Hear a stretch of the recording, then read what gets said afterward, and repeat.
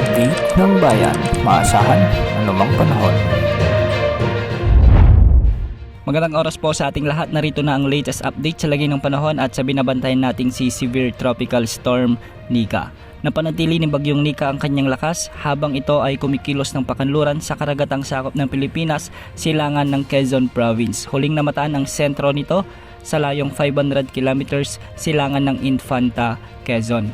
Taglay pa rin ang lakas ng hangin na umaabot sa 100 kilometers per hour at pagbugsong umaabot sa 125 kilometers per hour. Medyo kabilisan ang kanyang pagkilos ng pakanluran sa bilis na 30 kilometers per hour. Dahil nga sa patuloy na paglapit ni Bagyong Nika sa ating kalupaan, nakataas na ang Tropical Cyclone Wind Signal number 2 sa northern at central portions ng Aurora, sa buong Isabela, Quirino, the southern portion ng Cagayan, Nueva Vizcaya, Kalinga Mountain Province kasama na ang Ifugao. Samantala, nakataas na rin ang Signal number 1 sa nalalabing bahagi ng Cagayan kasama ng Babuyan Islands sa may Apayao, Abra, Ilocos Norte, Ilocos Sur, ang eastern at central portions ng Pangasinan, sa may La Union, Benguet, ang nalalabing bahagi ng Aurora, Tarlac, Nueva Ecija, Pampanga, Bulacan, ang northern portion ng Manila, ang northeastern portion ng Laguna, ang eastern portion ng Quezon Province kasama ng Polillo Island sa may Camarines Norte, Camarines Sur,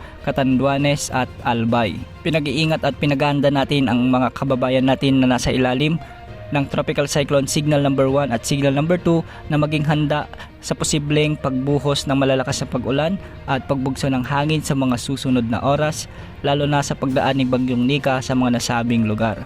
Ang pinakamataas na wind signal na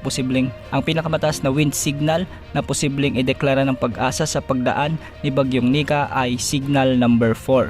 Base naman sa latest track at intensity forecast ni Bagyong Nika, mapapanatili nito ang kanyang lakas bilang severe tropical storm hanggang ngayong hapon at posibleng mamayang gabi ay maging typhoon category na ito dahil ito ay kasalukuyang nag-undergo sa rapid intensification. Pag sinabi nating rapid intensification, ito yung mabilis na paglakas ng bagyo habang ito ay nasa karagatan.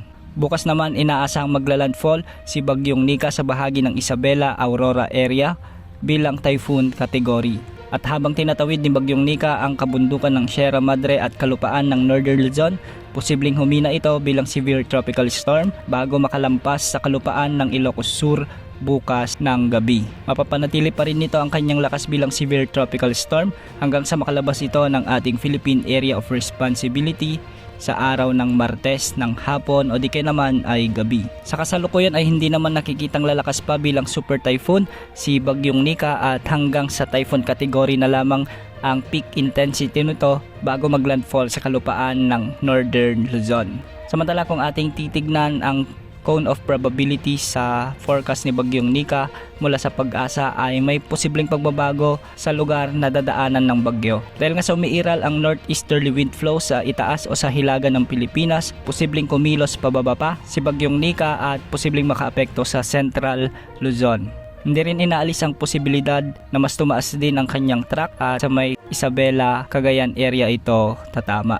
Nakakaapekto kasi ang mga northeasterly wind flow at sa high pressure area sa itaas kaya hindi matiyak kung ano-anong mga lugar ang posibleng daanan ni Bagyong Nika sa mga oras na ito. Pero paghandaan pa rin ng mga taga Isabela at Aurora dahil mataas ang posibilidad na dito dumaan ang sentro o mata ni Bagyong Nika. Sa kasalukuyan nga ay nakakaranas na ng mga pag-ulan at pagbugso ng hangin ang malaking bahagi ng Bicol region at ilang bahagi ng Eastern Visayas dahil sa direktang epekto ni Bagyong Nika. Sa mga susunod na oras ay makakaapekto na rin ang buntot ni Bagyong Nika sa bahagi ng Aurora, Isabela, Quezon Province at sa may Cagayan area. Makakaapekto na rin ang mga pag-ulan nito sa ilang bahagi ng Central Visayas at ilang bahagi ng Southern Luzon. Samantala isa pang potensyal na bagyo ang namataan ng Pag-asa sa labas ng ating area of responsibility. Posibleng lumakas ito sa susunod na 24 oras at kikilos din ng hilagang kanluran papasok sa ating area of responsibility.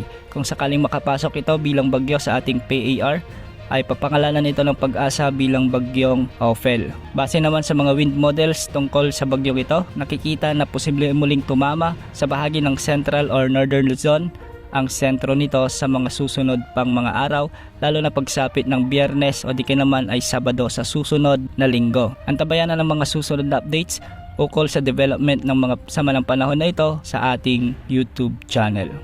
Yan muna ang latest update sa lagay ng panahon. Ito pang weather update ng bayan, maasahan anumang panahon.